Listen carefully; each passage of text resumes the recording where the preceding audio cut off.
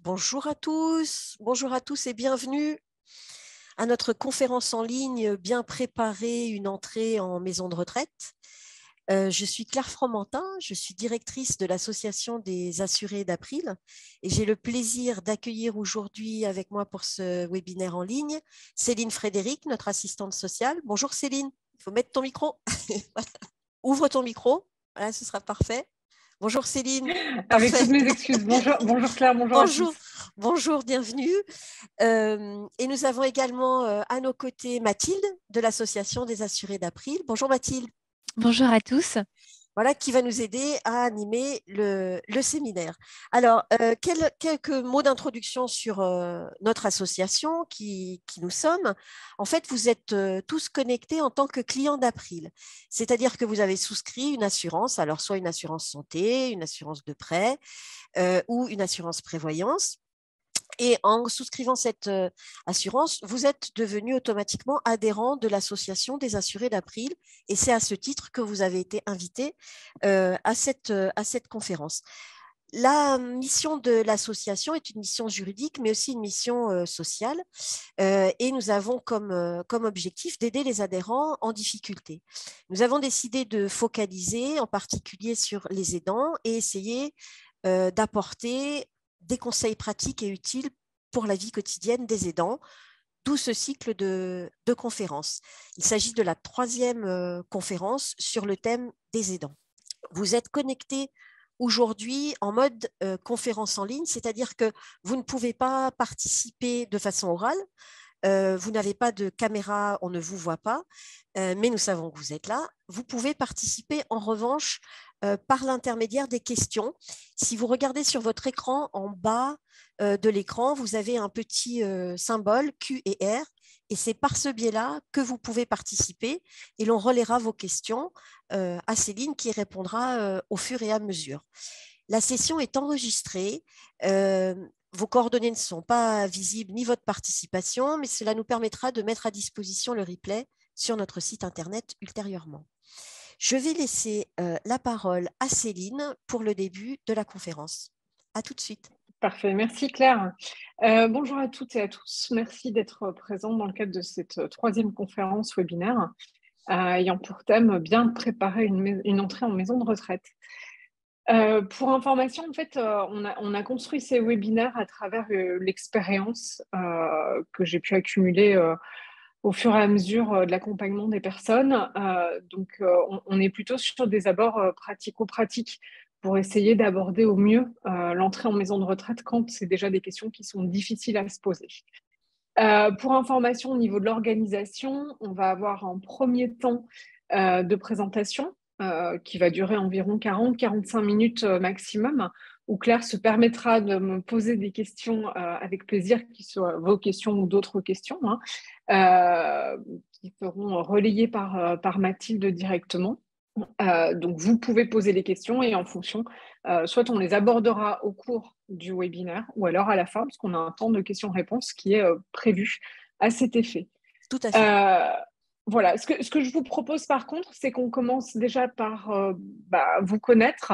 On va mettre en ligne, voilà, vous le voyez sans doute à l'écran, un petit sondage. Le premier petit sondage, excusez-moi, concerne la situation dans laquelle vous vous trouvez actuellement en tant qu'aidant. Et on aura une deuxième question, enfin un deuxième volet de sondage pour aussi appréhender les questions que vous vous posez sur la question de l'entrée en maison de retraite. Oui, voilà, Donc, c'est un je vous sondage laisse. anonyme, hein, bien sûr. C'est juste pour savoir voilà, quelles sont les personnes que vous aidez, depuis combien de temps, voilà, pour pouvoir un petit peu mieux connaître votre situation et mieux y répondre et adapter un petit peu voilà, le contenu de la conférence au fur et à mesure en fonction de vos réponses. Donc, le sondage, il suffit voilà, de cliquer sur les réponses. Alors, on a une vaste majorité de personnes qui aident ses parents, son père ou sa mère. Voilà. Nous avons des aidants très expérimentés, pour certains, la majorité, qui aident leurs aidants depuis quelques années, une minorité depuis quelques mois. Donc, voilà, nous avons des personnes qui sont aidantes depuis un bon moment. Je regarde, donc là, ah oui, donc vous répondez bien. Merci beaucoup pour votre participation. Alors, donc je reprends. Une majorité aide, la totalité des présents aide son père ou sa mère, donc ses parents, aidant depuis plusieurs années ou au moins plusieurs mois. Et alors, au niveau des difficultés, c'est très intéressant. Vous avez tous des difficultés. La principale, c'est le manque de temps. Le manque de temps, c'est vraiment la principale difficulté. Ensuite, le manque de ressources financières vient en deuxième position. La fatigue physique et le manque de compétences pour réaliser certains soins aussi également.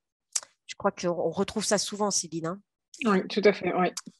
Et c'est leur première, ils n'ont jamais assisté à des formations sur les aidants. Je vais mettre fin au sondage. Je crois que du coup, on va partager les résultats tous ensemble. Est-ce que vous voyez Céline, tu vois les résultats? Alors moi, je vois les résultats avec les questions les unes après les autres. Je vois pas Voilà, l'ensemble. Donc voilà, l'ensemble. la Ouais. principale difficulté, manque de temps, manque de ressources financières et ensuite, en deuxième temps, fatigue physique et compétences pour les soins. Parfait. C'est très aidant pour nous aussi d'avoir ces éléments. On est parti.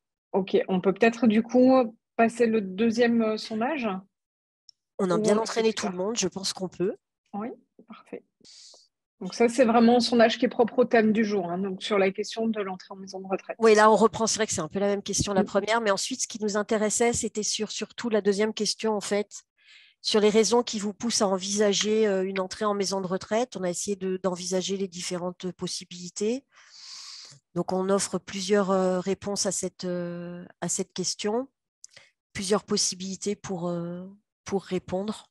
Je ne sais pas si on a envisagé toutes les hypothèses, mais une partie. Oui, donc comme on disait, hein, c'est essentiellement les parents qui Ouais. répondent. Alors, les raisons, qu'est-ce qu'on a comme raison? Le proche est en train de perdre son autonomie et ça rend difficile le maintien à domicile et l'aide au domicile n'est plus adaptée. Voilà, c'est les principales, mais surtout la perte d'autonomie en fait, qui justifie la réflexion sur l'entrée en maison de retraite. Ouais, c'est ce que je vois. Hein, c'est ce que voilà. Et Ouais. ensuite, ce qui manque, c'est voilà le manque d'informations sur les établissements et puis la difficulté de la décision. Alors ça, on va pouvoir en parler, la difficulté de la décision à prendre. C'est les deux difficultés principales, le manque d'informations et la décision difficile à prendre, et puis aussi bon, les ressources suffisantes, et puis le proche qui refuse d'envisager l'option. C'est Ouais, une ça, décision c'est... difficile. Bah, très bien, c'est des sujets qu'on va aborder. Donc, c'est parfait, on voit bien le profil qui se dessine et aussi une personne qui dit les besoins médicaux qui rendent la recherche assez compliquée aussi. Bon, c'est intéressant. Donc, on a bien un panel de difficultés quand même assez complexe. Bon, c'est parfait parce que ce sont les sujets exactement qu'on va. Et aussi une personne qui dit aborder. les délais d'attente pour les établissements. Ouais, c'est intéressant. Donc voilà, en résumé, c'est essentiellement vous aidez vos parents, le proche est en train de perdre son autonomie ou les services ne sont plus adaptés et il manque des informations sur le système d'accueil et la décision est difficile à prendre pour les proches et la famille. Voilà, Céline. Parfait. Merci Merci à beaucoup tous pour. en tout cas. Nous avons une Voilà. audience particulièrement réactive, je dois dire. C'est parfait, ça nous convient bien. Merci en tout cas d'avoir participé au sondage. Ça nous permet d'avoir un peu plus d'éléments vous concernant et concernant la situation que vous vivez. Donc, ce que je vous propose, c'est qu'on démarre effectivement le webinaire pour que vous puissiez vous peut-être avoir des informations, les informations que vous attendez et que vous recherchez. On a 4 chapitres qu'on va voir au fur et à mesure. Une question d'introduction, bien entendu, sur pourquoi ce thème-là, pourquoi on a fait ce choix au niveau de l'association des assurés sur le thème de l'entrée en maison de retraite. On va faire un focus sur pourquoi se préparer, quelle est l'importance de préparer l'entrée en maison de retraite, qui on prépare, comment et pourquoi. Le deuxième chapitre sera consacré à la préparation à la maison de retraite en tant que telle avec votre proche. On abordera aussi les étapes essentielles et on a souhaité faire un dernier chapitre sur l'entrée en maison de retraite avec quelques astuces pour l'entrée, mais aussi pour la suite et les temps à venir sur la maison de retraite avec votre proche. Alors, concernant le choix de cette thématique, ça nous paraissait important parce que, effectivement, comme a pu le dire Claire, c'est la troisième webconférence qu'on fait sur la thématique généraliste des aidants familiaux. Mais revient souvent la question des aidants avec l'entrée en maison de retraite parce que c'est une question qui est difficile, qui culturellement nous amène à pas mal d'interrogations sur est-ce que c'est le bon moment, est-ce que c'est pas trop tôt, est-ce que c'est pas trop tard non plus. C'est souvent un entre-deux, une période où c'est important de vous poser la question de qu'est-ce qui vous amène à envisager cette question de l'entrée en maison de retraite. Et ça nous paraissait important d'être plutôt sur ce volet de à partir de quand on prend cette décision. Le maintien à domicile, comme vous avez été certain à pouvoir le dire, devient difficile parce que les soins ne sont plus suffisants pour sécuriser en tout cas votre proche au domicile. Donc l'objectif, effectivement, c'est de trouver une autre situation alternative qui puisse correspondre aux besoins de votre proche, mais aussi à votre situation. Cet entre-deux, il est souvent très court parce que quand on commence à se poser la question, c'est qu'effectivement, il y a déjà quelques petits éléments qui viennent perturber le quotidien. On se dit, bah, effectivement, là, il y a peut-être une question de danger, de sécurité, de maintien au domicile. Et on aura besoin d'être sécurisé, d'avoir son proche qui est dans un établissement où les soins sont pris en charge globalement, où la situation est plus sereine pour vous, mais aussi pour votre proche. Et dans cette situation d'entre-deux, ben, comme on dit, il y a souvent des situations d'urgence, donc on a besoin de prendre du recul et en même temps, on n'en a pas le temps. Alors, c'est ce que vous disiez sur le premier sondage, hein, c'est que vous manquez de temps. Donc, l'idée aussi de ce webinaire, c'est de pouvoir prendre allez, 3/4 d'heure pour essayer de vous donner quelques pistes, pour peut-être sortir de la culpabilité de prendre cette décision, qui est une décision qui n'est pas facile, pour lequel, en plus, culturellement, on n'est pas très à l'aise sur le fait d'orienter son parent sur une maison de retraite par rapport à tout ce que ça peut revêtir comme, enfin, voilà, culturellement pour chacun. Et la question de l'idéal, bah, l'idéal de rester effectivement au domicile, c'est une question qui est difficile parce que l'idéal de rester au domicile n'est peut-être pas forcément un idéal pour tous non plus. Et que vous, en tant qu'aidant, l'objectif est peut-être de garantir la santé et la sécurité de votre proche, mais aussi la vôtre, voire peut-être aussi du parent, de votre autre parent qui est au domicile et qui est aussi en situation d'aidant.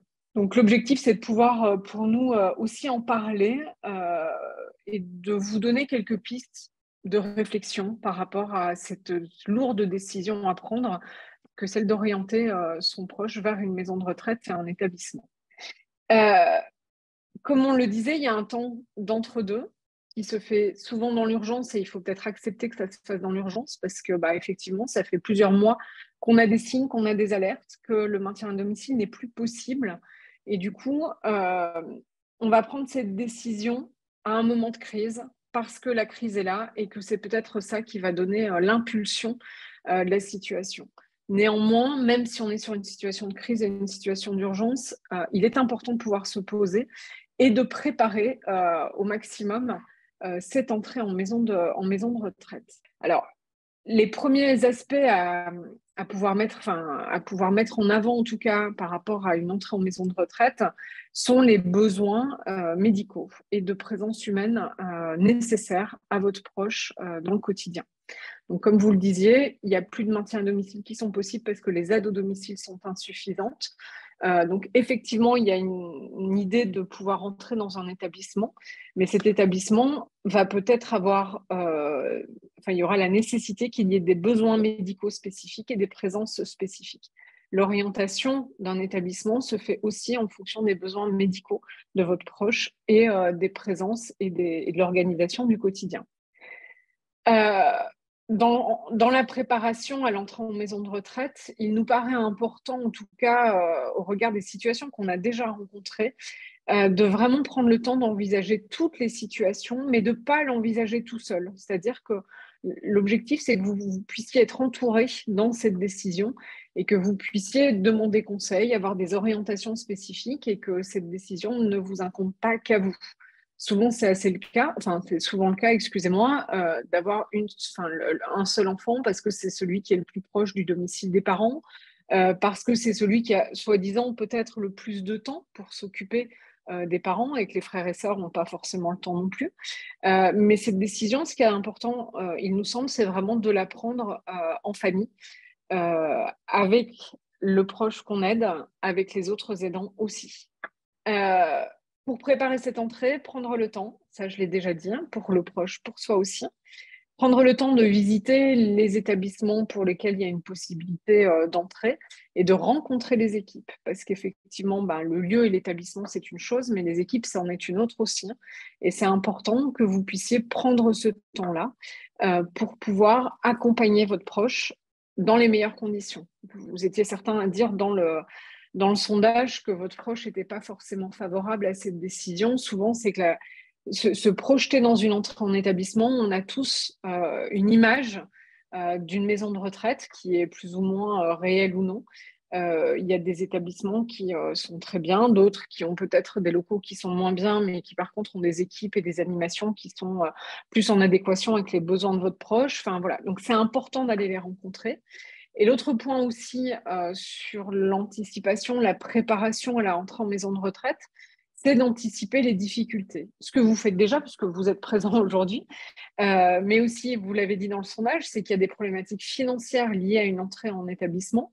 Les problématiques financières sont bien entendu à prendre en compte. Qui va payer, comment ça va se passer. Comment choisir l'établissement en tant que tel? Il y a effectivement les besoins humains et les besoins médicaux, mais il y a aussi des besoins peut-être géographiques, c'est-à-dire que où la maison de retraite va-t-elle se situer? Plus ou moins proche du domicile, plus ou moins proche de chez nous en tant qu'aidant, ça nous permettra d'aller visiter son proche de façon régulière. Enfin voilà, tout un tas de questions qui nous paraissent. Enfin, c'est important de prendre ce temps de pouvoir se les poser en famille, ensemble, pour vraiment essayer de voir la globalité de la situation. L'entrée en maison de retraite a des conséquences sur beaucoup de choses. Et donc, l'idée, effectivement, c'est de les anticiper au maximum. Euh, Quand on parle d'entrée en maison de retraite, on a tout un jargon très complexe de savoir quel établissement je vais pouvoir choisir. Quel établissement va correspondre aux besoins de mon proche, à ses besoins médicaux, mais pas que. Et donc, ça nous a paru important de vous rappeler un petit peu de quoi on parlait. Les unités de soins de longue durée, ce sont des unités qui englobent des soins hospitaliers. Comme vous le voyez, il y a 581 unités en France. Donc, on peut très bien avoir des unités médicalisées au sein de maisons de retraite. Et là, effectivement, on va vraiment être sur une orientation médicale avec un besoin médical spécifique. Et donc, on ne pourra pas aller sur toutes les structures qu'on veut parce qu'on aura ce besoin. Les résidences autonomie, ça c'est souvent la première étape pour certains. Voilà, le proche est seul à son domicile. Ça devient compliqué, mais plutôt parce qu'il n'y a pas d'environnement tout autour qui peut permettre d'assouplir un peu les choses concernant peut-être des aides humaines au sein du logement, au sein du foyer. Donc en fait, c'est des résidences avec des appartements, mais il y a des services annexes humains qui permettent du coup de laisser aussi la personne âgée en autonomie. Les EHPAD, ce sont des établissements d'hébergement pour personnes âgées dépendantes. Donc là, on est vraiment sur ce qu'on appelle dans le jargon habituel les maisons de retraite. Donc là, vous voyez en France métropolitaine, on en a 7500 en 2021, 7500 établissements. On pourra quand même différencier qu'il y a des établissements qui sont publics et d'autres qui sont privés. Donc voilà, on n'a pas forcément le même niveau de prestation en fonction. On n'a pas non plus le même coût financier en fonction si on est sur un établissement public ou privé. Et on a aussi des délais d'attente qui peuvent être plus longs si on veut effectivement une entrée en maison de retraite publique par rapport à un établissement privé. Les résidences seniors qui sont hors maison de retraite, enfin hors EHPAD. Et enfin, nous avons en dernier ce qu'on appelle les MARPA, c'est des maisons d'accueil rural pour personnes âgées, où là on est aussi sur des dispositifs un peu plus spécifiques par rapport à l'accueil des personnes en tant que telles. Souvent, on est plutôt sur l'orientation d'EHPAD, voire de résidence senior. Excusez-moi, je vais un petit peu trop vite, j'ai fait un faux mouvement. ou les unités de soins longue durée, parce qu'on a cette nécessité, ce besoin d'une hospitalisation en complément des soins quotidiens et du quotidien de la personne âgée. Juste une Donc question, là, déjà, c'est... Céline, tu Oui, m'entends? Oui, juste une petite question. Les résidences seniors, ce sont les résidences services c'est hein, ça c'est ça, exactement. c'est d'accord, très bien. Et si vous voulez poser des questions, vous pouvez par le système de Q&R, hein. Je rappelle en bas, voilà, en bas sur votre écran, vous avez un petit système de questions-réponses et vous pouvez poser des questions. Je te passe la parole. Merci Claire. Surtout, oui, n'hésitez pas à poser les questions directement. En fait, Mathilde est là pour justement soit m'interpeller sur les questions en direct, ou alors on les reprendra à la fin de la présentation en fonction de comment ça se déroule. Voilà. Mais n'hésitez pas, on est là pour ça. Quelques chiffres, oui, parce qu'effectivement, c'est important aussi d'avoir un peu une vision de comment ça se passe. Fin 2019, on avait 611 000 personnes âgées qui étaient accueillies dans des hébergements permanents. Et puis, l'âge moyen d'entrée en maison de retraite est de 85 ans et 9 mois pour les hommes, hein, sachant que pour les femmes, on est plutôt autour de 87 ans. D'accord, donc, J'ai une question précise d'Isabelle sur les résidences MARPA. Est-ce qu'elles peuvent accueillir des personnes dépendantes? oui, tout à fait. Ça va dépendre du niveau de dépendance et des spécificités de l'établissement, en fait. D'accord, mais elles peuvent. En théorie, c'est possible. Elles peuvent, oui. D'accord. Il y a des MARPA qui accueillent des personnes avec un niveau de perte d'autonomie. Alors, pas des personnes qui sont sur des... Vous savez, enfin, on catégorise, Mhm. excusez-moi du terme, hein, mais c'est comme ça que le législateur l'a prévu. On catégorise la perte d'autonomie en fonction du GIR. Donc, GIR 1, 2, 3 ou 4. GIR Rappelle-nous ce que 1, c'est que le GIR, l'acronyme. le GIR, en fait, c'est... alors, l'acronyme, je ne saurais même pas vous le dire comme ça. C'est le degré J'ai d'autonomie, un c'est ça? trou. Oui. Oui, c'est le degré d'autonomie qui est défini par l'APA, l'aide personnalisée d'autonomie, par le département, et qui, selon certains critères d'autonomie et de santé, permettent d'établir des aides financières correspondantes, mais aussi des entrées en établissement correspondantes au niveau de perte d'autonomie. Donc, quelqu'un qui est en GIR 1, le GIR 1, c'est le plus haut niveau de perte d'autonomie. Donc, on a des personnes qui sont très dépendantes et pour lesquelles on va vraiment être pas du tout sur des MARPA, mais sur des maisons de retraite, voire des unités de soins longue durée. Je crois Et qu'on va plus avoir on besoin descend, de revenir sur la slide précédente. En fait, on a des questions sur les oui. différences entre les structures. Jocelyn nous demande finalement, mais quelle est la différence entre les soins de longue durée et les EHPAD, les unités de soins de longue durée et les EHPAD? Quelle est la différence concrètement entre ce type d'établissement? Alors concrètement, c'est vraiment les soins hospitaliers Oui, qui seront pris en charge au sein des unités de soins de longue durée. d'accord. C'est-à-dire que les C'est unités de plus, soins de longue durée, c'est vraiment médicalisé en fait. Voilà, c'est vraiment d'accord, médicalisé. Donc, d'accord, on a souvent des petites prises en charge sur ce qu'on appelle le nursing et le quotidien. d'accord. Et par contre, on a des grosses prises en charge sur les soins. Et donc, ce sont des établissements qui sont habilités de l'assurance maladie, sécurité sociale. Et on a des médecins en permanence avec vraiment des soins techniques infirmiers quotidiens.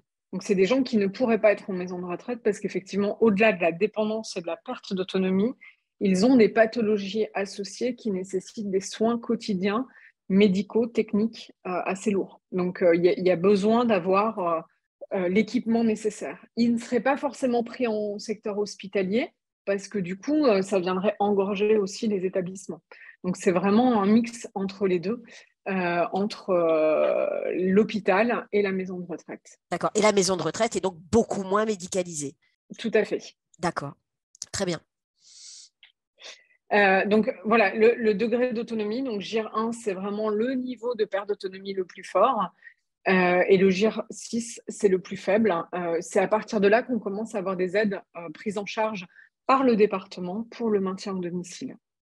Parfait. Donc, On c'est a, vraiment une grille d'analyse voilà, médicale. Hein. C'est pas tout à du fait. tout. Et pour terminer, on a encore deux questions précises. Donc, par rapport au MARPA, ces deux autres structures, donc l'unité de soins de longue durée, la résidence, enfin la maison de retraite et les MARPA, la différence, les MARPA, comment on les catégoriserait par rapport aux deux autres? On n'est pas loin des résidences seniors, entre D'accord. guillemets. On C'est a plus plus de léger comme collectifs, en encadrement. fait. Voilà, C'est c'est un plus encadrement. léger. On est plutôt sur du D'accord. collectif, un peu comme dans les résidences seniors. où du coup, voilà, on est plutôt sur l'animation, du collectif, de la présence humaine, quelques besoins secondaires, mais on n'a pas, on n'a pas d'aussi grands besoins que dans les EHPAD parce qu'il n'y a pas une perte d'autonomie aussi importante. Très bien.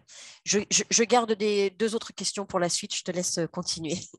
Parfait, merci. J'espère que j'ai été suffisamment claire pour tout un chacun. Donc voilà, sur l'âge moyen d'entrée en établissement type EHPAD, donc il faut retenir 85 ans et 9 mois pour les hommes, contre 87 ans pour les femmes actuellement.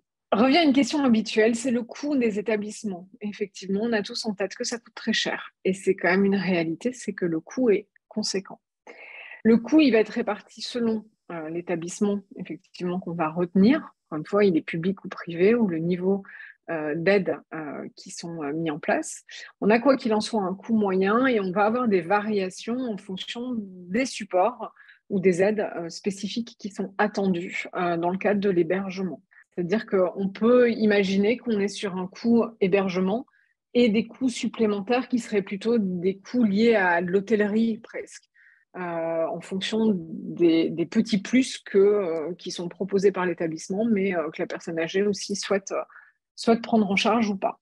Donc, concernant les coûts, c'est important que vous puissiez, on reviendra dessus, hein, mais que vous puissiez effectivement poser aussi toutes les questions à l'établissement concerné pour voir un petit peu comment ça se passe. Concernant les étapes essentielles de la demande, la première, c'est effectivement de s'informer sur la prise en charge financière.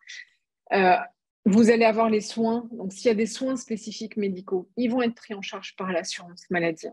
Tout ce qui va concerner l'hébergement en tant que tel, on va avoir une prise en charge partielle, encore une fois, avec l'APA, l'aide personnalisable d'autonomie, qu'on demande via le département. Et donc là, ça va dépendre du GIR, hein, qu'on a évoqué tout à l'heure, GIR 1 à 6, où là, on va avoir une prise en charge spécifique en fonction. On va avoir les aides au logement de la CAF, si on est bien entendu sur des établissements qui le permettent, puisqu'il y a certains EHPAD privés qui ne permettent pas les aides au logement. Et puis, on va avoir l'ASH si l'EHPAD est habilité. C'est un petit peu comme l'aide au logement. On va avoir une aide supplémentaire, mais vraiment, c'est si habilitation par l'EHPAD. Ce n'est pas le cas systématiquement, donc il faut bien se renseigner au préalable. Il faut savoir quand même qu'il y a une réduction d'impôt maximum de 2 500 € par an sur la prise en charge totale de la maison de retraite. C'est de l'avantage qui peut être remis. Même si on sait que le coût moyen d'une maison de retraite, hein, une fois que toutes les aides sont versées au niveau de l'aide à l'autonomie, mais aussi l'assurance maladie, etc., reste en moyenne de 2 000 € par mois. Donc, vous voyez, c'est des montants qui sont quand même très élevés. Et il faut savoir que dans le cadre de la prise en charge financière, si la personne âgée, le parent n'a pas les moyens de payer son établissement avec l'ensemble des besoins minimums nécessaires, à ce moment-là, l'établissement peut faire une demande dans le cadre de l'obligation alimentaire et du devoir de secours. C'est-à-dire que on a, en tant qu'enfant, l'obligation de subvenir aux besoins de son parent âgé si lui-même ne peut pas le prendre en charge. Donc ça, ce sont des démarches. Généralement, c'est la maison de retraite qui va faire appel directement aux familles pour pouvoir prendre en charge le reste que la personne âgée ne peut prendre à sa charge. Donc là, on est sur des démarches juridiques, légales, spécifiques, avec l'obligation et le devoir de secours vis-à-vis de ses parents. Tout va bien, je continue. S'organiser. Alors, s'organiser, là, on est vraiment sur les aspects pratico-pratiques du quotidien. C'est-à-dire que l'entrée, c'est très bien, mais comment ça va se passer pour la suite, c'est très important. Alors, encore une fois, les besoins médicaux et d'assistance ou de vie quotidienne d'aide humaine. Le lieu, ça va être un point aussi important que les besoins, je vais dire, parce que il est important d'envisager la proximité vis-à-vis de vos domiciles respectifs en tant qu'enfant. Est-ce que c'est suffisamment proche pour que chacun puisse avoir une forme d'alternance pour aller visiter son proche? Est-ce que l'accès est facile? Est-ce que si effectivement, moi, je suis enfin sur le secteur et que je peux aller voir quels sont les horaires auxquels je peux y aller? Est-ce que ça convient par rapport à mon quotidien, à moi, etc. Et puis, important et très important, de connaître un peu la vie des établissements avant toute entrée, de savoir comment ça se passe. Les repas, les visites, les animations, comment ça se passe sur l'entrée dans la chambre. Est-ce que mon parent va pouvoir amener un meuble, un petit meuble qui est important pour lui, des photos de famille, des objets personnels, etc. Ce sont des choses qui sont très importantes d'anticiper au maximum pour savoir comment aussi ça va pouvoir se passer au mieux pour votre parent parce que il va y passer énormément de temps. Donc, c'est aussi des choses qu'il va falloir anticiper au maximum. Euh, il nous paraissait important aussi parce que vous avez été plusieurs à le dire, mais on le sait, hein, ça fait partie des difficultés que vous rencontrez, c'est où trouver du soutien dans le cadre de ma recherche d'une maison de retraite ou d'un établissement spécialisé. Alors, on vous a mis du coup le portail national d'information pour les personnes âgées, donc là où on peut avoir accès à tout l'annuaire des EHPAD, des résidences-services, de tous les établissements que je vous ai présentés en fait. Sachant quoi qu'il en soit, l'unité de soins de longue durée, c'est des orientations qui sont médicales. Donc, ça n'appartient pas forcément aux familles. Hélas, des fois, on peut avoir des prises en charge en urgence dans les unités de soins de longue durée, où du coup, on ne va pas forcément pouvoir choisir le lieu de prise en charge. Par contre, sur la question des EHPAD, des résidences services, des résidences seniors, sur le portail national d'information, vous trouverez l'ensemble des informations correspondantes. Je vous ai mis également un autre outil qui peut être intéressant pour vous, c'est le site internet qui s'appelle Cap Retraite. Cap Retraite a même une ligne téléphonique dédiée qui peut répondre à l'ensemble de vos questions, tant sur le coût d'une prise en charge sur l'EHPAD, sur l'entrée, sur quelles sont mes obligations alimentaires en tant qu'enfant, est-ce que la répartition avec mes frères et sœurs va être comme telle ou comme telle, enfin, toutes ces questions purement administratives juridiques, mais aussi ils peuvent vous accompagner dans la recherche d'un établissement spécifique. Ils ont aussi en tête, enfin, ils peuvent avoir accès à un certain nombre d'éléments vous permettant de vous rassurer aussi sur, on va dire, la note de l'établissement en tant que tel. C'est-à-dire qu'eux aussi, ils ont des référencements de maisons de retraite qui ont plutôt des bonnes conditions d'accueil, qui ont des bonnes prises en charge globales, etc. Donc vraiment, là, je vous incite, ils sont très compétents et très réactifs si vous souhaitez du soutien complémentaire. Le volet médical à prendre en compte pour l'entrée en maison de retraite, c'est effectivement d'en parler avec le médecin traitant de votre proche, voir avec les médecins coordinateurs et équipes médicales qui sont en lien avec votre proche, parce qu'il y a parfois des besoins spécifiques. On va prendre par exemple les référents santé selon les pathologies, c'est qu'il y a aussi des établissements spécifiques qui vont accueillir des personnes avec un certain niveau de handicap ou une pathologie type Alzheimer. On ne va pas pouvoir faire des entrées en établissement de la même façon en fonction de la pathologie. Voilà, exactement. C'est deux questions que l'on a eues tout à l'heure et que je repose maintenant puisqu'on est sur ce sujet-là. Deux auditeurs nous demandent alors quels sont les établissements les mieux adaptés pour des personnes souffrant d'Alzheimer ou des personnes souffrant de Parkinson. C'est des maladies lourdes.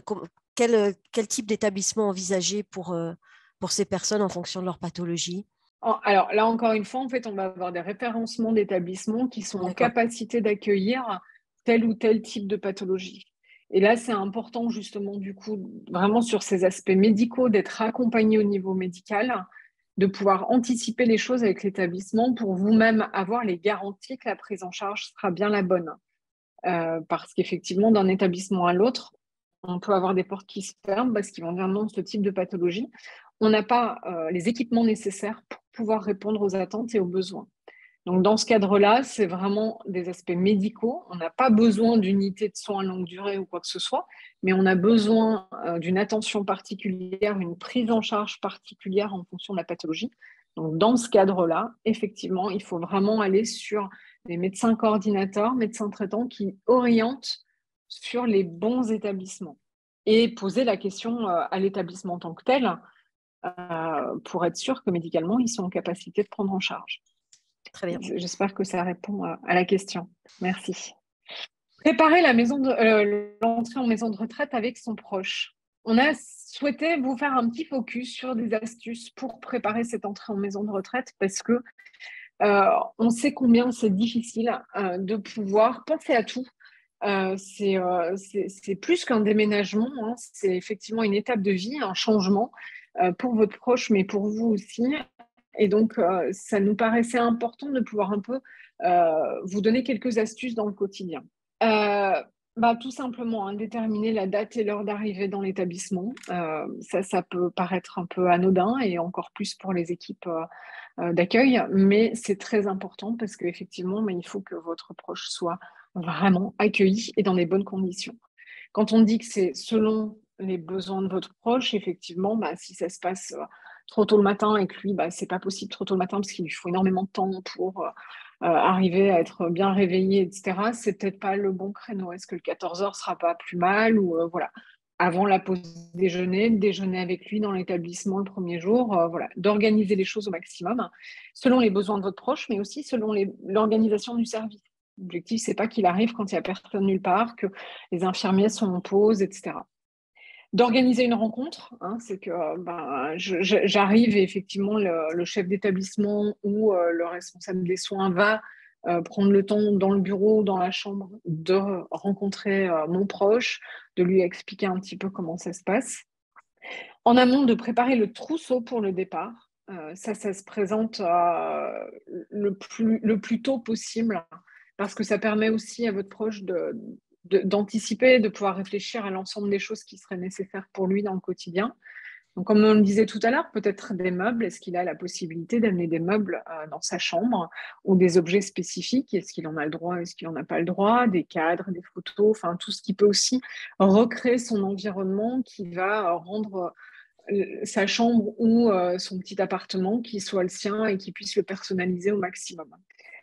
Euh, on va revenir sur la question des vêtements, hein. Il y a Oui. aussi toute une Mhm. préparation sur l'entrée dans l'établissement où le mieux, c'est que les vêtements ou les choses personnelles, il faut qu'elles soient étiquetées pour que effectivement les personnels puissent pas perdre les choses, etc., même si ce sont hélas des choses qui arrivent.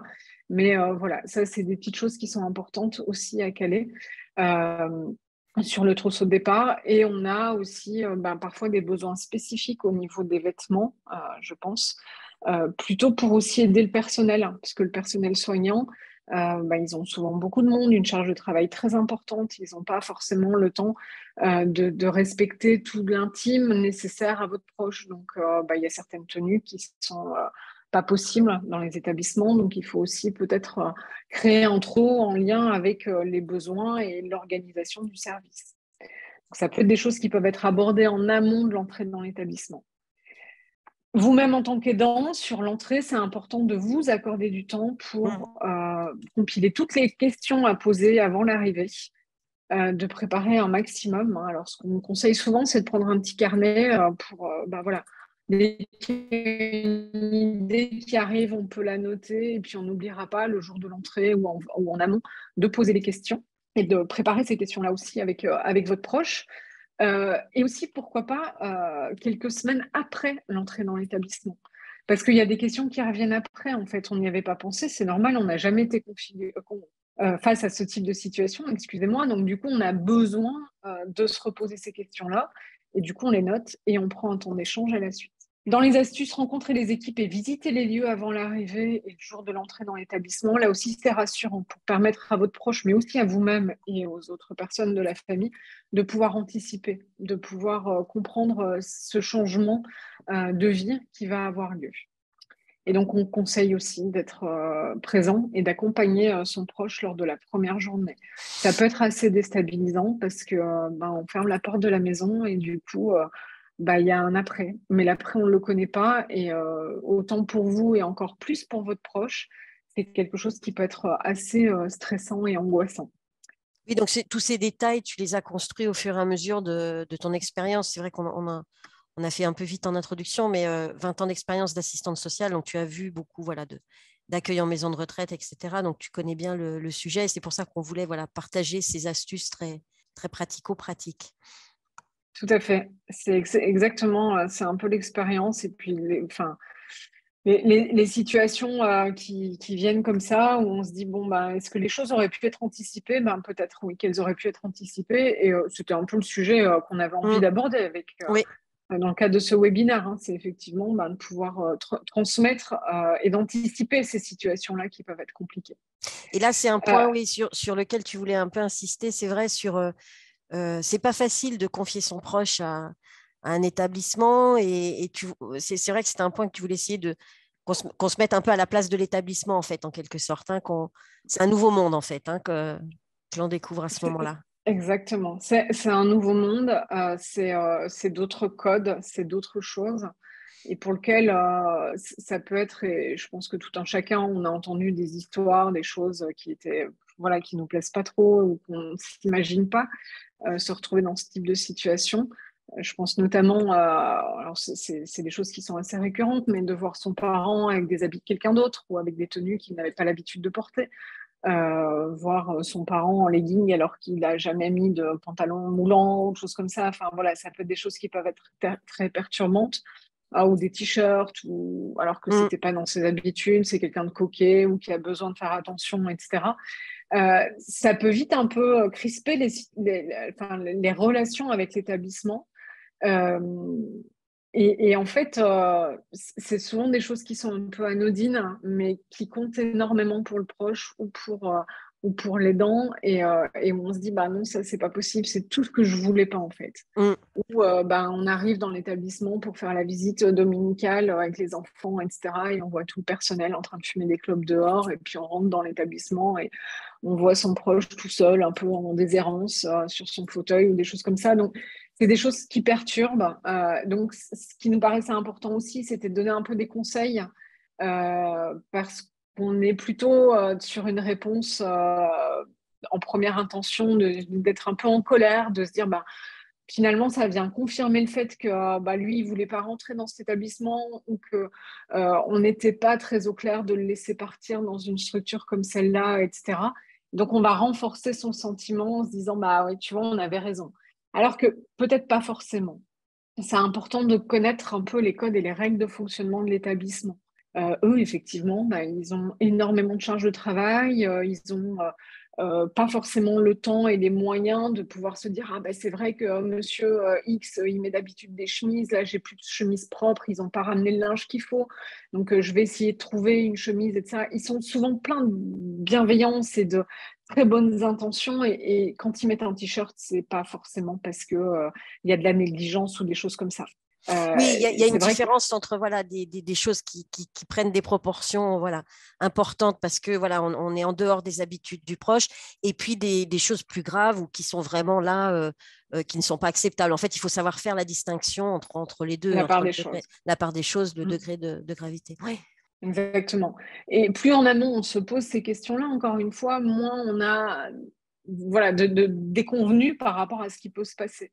Donc là, les 5 conseils, hein, c'était connaître les règles, les codes et règles de fonctionnement de l'établissement.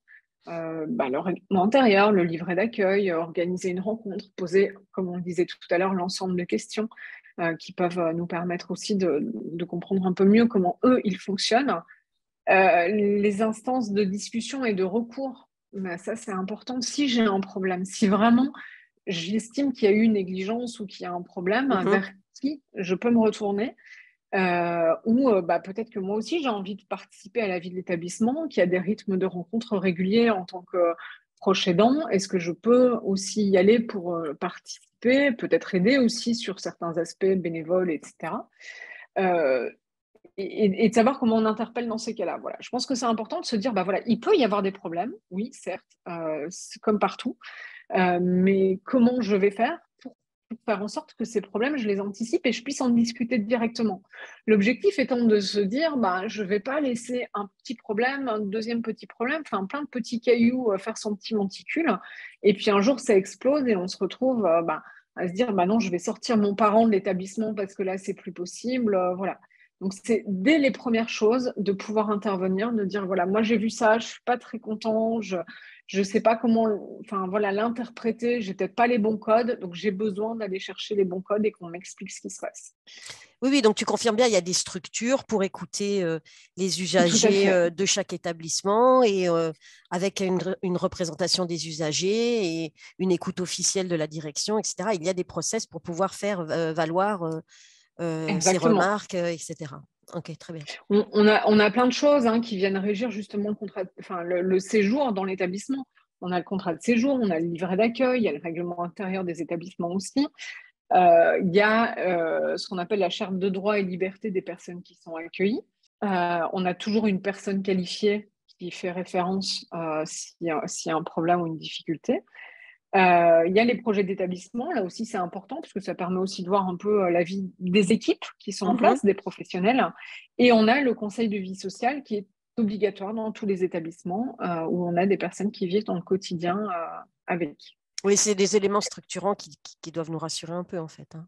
Exactement. Mm. C'est rassurant, c'est important de les connaître. Et puis, il y a des instances, le conseil de vie sociale, c'est justement permettre aux usagers d'avoir la parole et de pouvoir dire ce qui fonctionne pas, etc. Donc, vous, en tant qu'aidant, vous avez la possibilité, bien entendu, d'y participer. Savoir reconnaître les points de vigilance, ben, effectivement, en fonction des échanges que je peux avoir avec mon proche, de ce que je constate objectivement, est-ce, est-ce que vraiment là, on est sur un manque de soins? Est-ce qu'on est sur quelque chose, ben, on va reprendre les habits, mais qui est fondamentalement pas Mhm. si grave que ça, même si ça nous atteint par rapport à la représentation qu'on a de son proche, enfin, voilà, de toute la vie qu'on a eue avec. Mais de savoir quelle est la frontière entre là, c'est des points de vigilance à pas dépasser, ou là, j'accepte, mais ça peut pas aller plus loin. Voilà. Mais de pouvoir s'en parler et d'être en vigilance par rapport à ça, si c'est sécurisant, ben, il faut en parler le plus rapidement possible. Donc, connaître les horaires et modalités d'échange avec les professionnels, c'est certain que si j'arrive et que je suis mécontente de quelque chose, mais que je suis en plein milieu des soins et que personne n'est en capacité de m'écouter ou qu'il y a une situation de crise peut-être qui est prise en charge par les professionnels, je risque de ne pas avoir de réponse à mes questions et encore une fois, on va être sur une forme d'escalade. Donc, il faut en parler, mais il faut aussi s'autoriser que ça peut être différé en fonction des besoins et usages des services et de l'organisation des services. En ce qui concerne cette présentation, bah, je pense qu'on a fait un peu rapidement le tour de cette grande question. Mais ça nous paraissait un peu important quand même de clôturer cette intervention en vous posant ces questions. C'est quoi mon rôle maintenant? Qu'est-ce qui va changer? Qu'est-ce que je vais pouvoir apporter aussi dans la situation? Est-ce que j'ai d'autres relais qui sont possibles? Et ça, sachez que il y a beaucoup de structures qui peuvent être là pour vous aider et vous accompagner dans cette démarche, avant, pendant et après. Et en vous disant vraiment que vous avez le droit de demander de l'aide et des conseils, parce que même s'il y a une prise en charge en maison de retraite, vous serez toujours aidants familiaux de Mm. toute façon. Et ce Oui, statut voilà, je peux peut-être proposer n'empêche pas. de passer à la slide suivante pour expliquer ce que l'on fait de notre côté. Tout à fait. Donc, c'était celle d'après, je crois.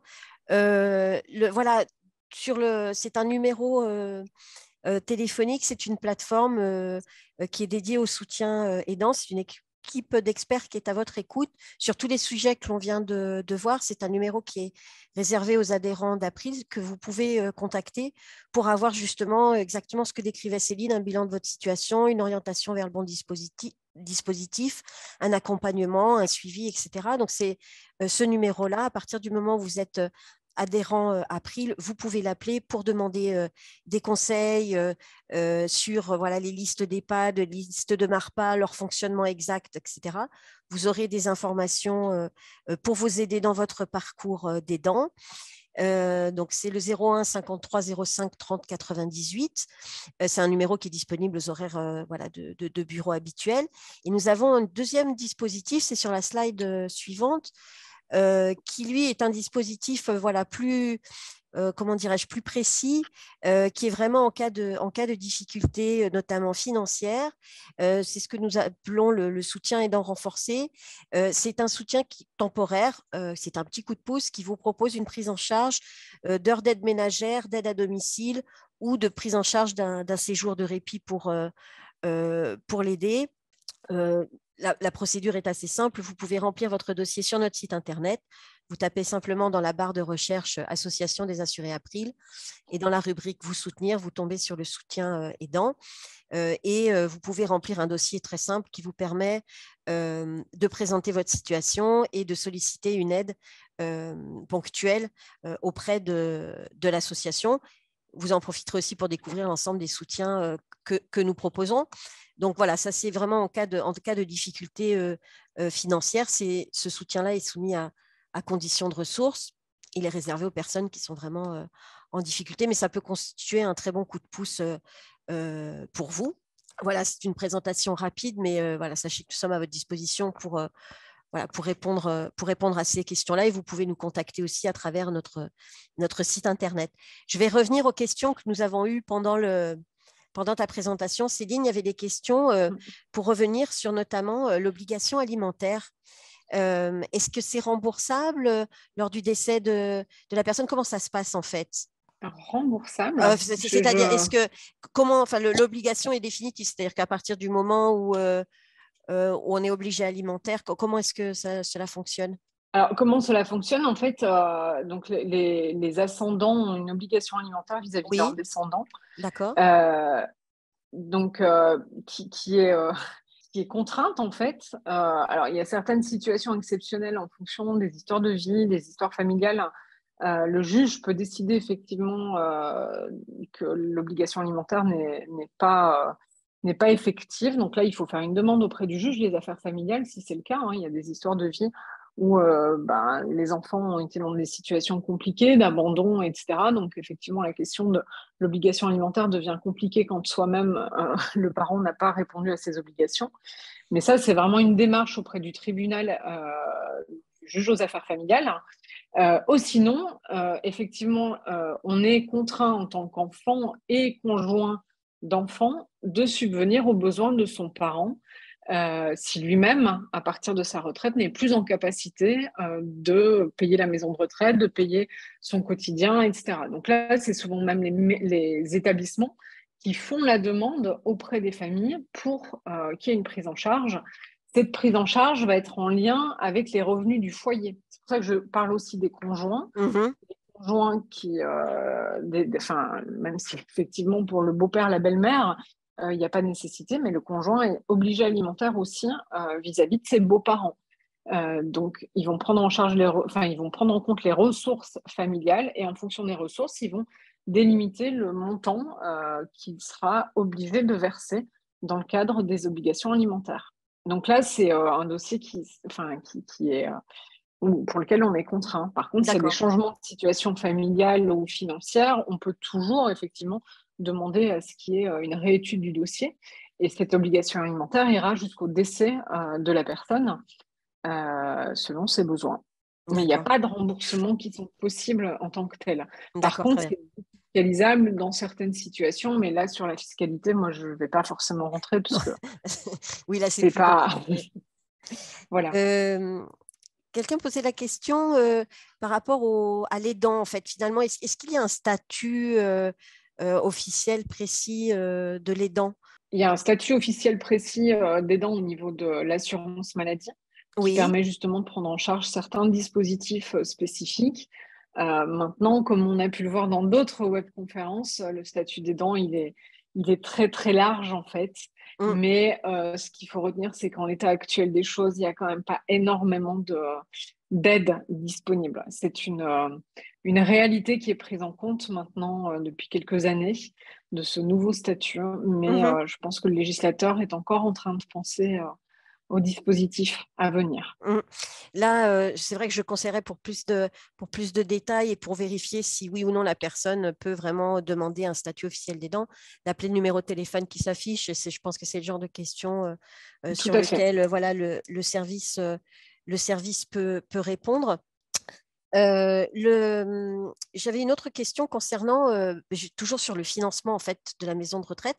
Est-ce qu'il est possible que des mutuelles financent euh, ce- ce- ces frais? Je pense que la personne voulait parler de la mutuelle santé de l'aidant qui rentre en maison de retraite. Est-ce que c'est des choses qui peuvent être prises en charge par la mutuelle ou pas du tout? Elle va prendre en charge une partie, tout ce qui va concerner les soins. mais pas l'hébergement, sauf s'il y a des dispositions particulières au contrat. Bien sûr, c'est ce que, Voilà. oui, Mais c'est ce que ça, j'allais c'est dire. toujours à revérifier de toute façon, parce qu'il y a tout type de situation. Mais en tout cas, généralement, ça sera plutôt lié à la prise en charge médicale et pas forcément sur la prise en charge d'hébergement en tant que tel, Oui, donc c'est sauf pour ça si que contrat voilà, spécifique. c'est pour ça que l'on. Alors voilà, il faut vérifier avec la mutuelle de l'aidant pour bien comprendre quelles sont les conditions. Mais surtout, ce que tu disais, c'est que oui, c'était une des contraintes importantes à prendre en compte, c'était l'aspect financier. Et donc, le conseil était aussi de bien demander, de faire le tour des aides, comme tu l'as mentionné, qui sont disponibles, puisque au final, voilà, c'est des services qui coûtent relativement cher chaque mois. Tout à fait. Et comment dire, c'est quelque chose qui est assez lourd. C'est un engagement financier important quand même. Oui, comme je le disais tout à l'heure, hein, le Mm. reste à charge moyen, actuellement, il est de 2 000 euros par mois de prise en charge hors soins, hors tout ce qui est lié à la perte d'autonomie. Donc, ça fait des montants qui sont très importants. Et oui. Alors c'est pour ça, ça va nous faire une transition parfaite. Et c'était une question que l'on a posée. On peut aussi envisager d'autres solutions que la maison de retraite, c'est le maintien à domicile. Et C'est c'est ça. pour ça que la prochaine webconférence sera consacrée au maintien à domicile, aux solutions possibles, aux difficultés, aux challenges que cette solution inclut. On ne pouvait pas tout faire dans une seule webconférence, c'était trop dense comme sujet. Donc, c'est le sujet de la prochaine. Vous devrez recevoir une invitation prochainement. Elle aura lieu le 29 juin, toujours entre midi et 2 pour que ce soit plus facile d'accès. Et toujours avec Céline et Mathilde que l'on retrouvera donc le 29 juin. Et je vous invite voilà, à nous rejoindre pour cette nouvelle webconférence. Je voulais vous remercier. Merci Céline pour ton Merci à tous. intervention. Merci, Merci à Mathilde pour la gestion merci Claire et des Mathilde. questions et des réponses, etc. On a essayé de prendre en compte le plus de questions possible. Je remercie notre audience particulièrement participative. J'espère qu'on a répondu à la plupart de vos questions. Sachez que voilà, vous pouvez retrouver le replay sur notre site dans une quinzaine de jours et que la prochaine webconférence aura lieu donc, sur le thème du maintien à domicile le 29 juin et vous recevrez un mail très rapidement pour pouvoir vous inscrire. Je vous remercie de répondre au petit sondage voilà, de satisfaction. Ça nous aide à améliorer nos webinaires. Je vous remercie beaucoup à tous et je vous souhaite à tous une très bonne journée. Merci. Au revoir. Merci à tous. Merci Mathilde. Merci Claire. Au Merci, au revoir. revoir.